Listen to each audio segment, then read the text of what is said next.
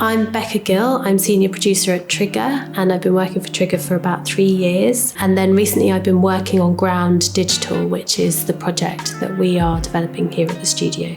Ground is a project that we started working on just over a year ago.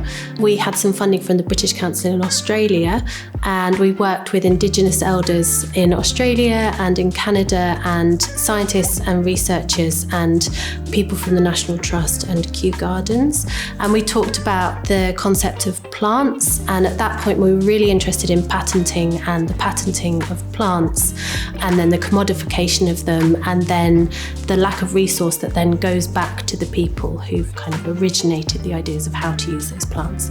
So that was a lot of our research and a lot of our inspiration.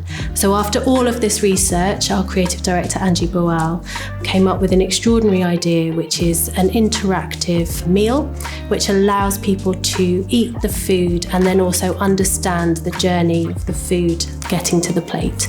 So as part of that meal, we want to take people through this experience. And like we always do at Trigger, we always want to have a legacy or an impact that goes beyond that experience. So the studio funding is going to enable us to develop a digital project that goes alongside this meal, and that's called Ground Digital.